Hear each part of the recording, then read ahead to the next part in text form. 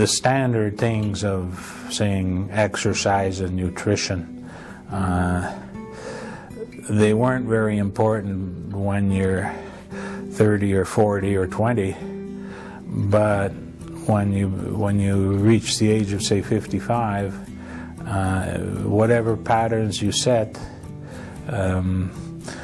it's not just a question of staying alive, it's a question of having enough energy to do what you want to do.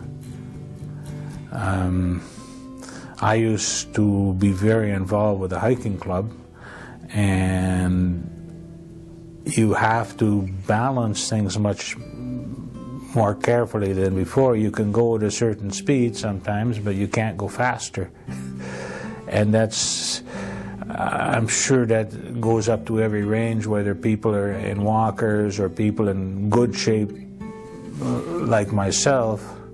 You still have to remember that you have to go as much as you can, but you can't go more. The biggest problem comes indirectly, that if we don't have the young people working, we can't afford. It's not that people never liked doctors or they never liked nursing homes or nurses. They were always well liked. The problem is, if we don't have an economy where the young people are working or the young people are being trained for these positions, then the seniors are obviously the ones that are at a high risk. Now, obviously, 60% of the population, the risk doesn't touch.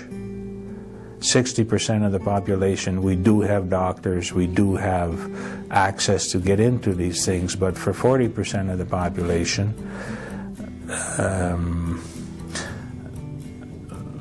they don't. Or what they have today, when the economy is good, will they be able to do it? Will they be able to do it 5 or 10 years down the road?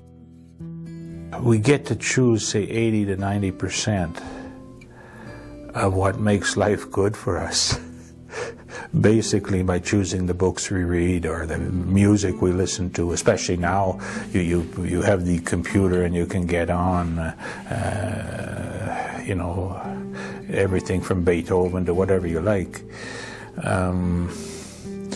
I would say that if they want a good life, the most important thing is to be financially solvent. Because it's one thing whether you can go on a cruise boat every year.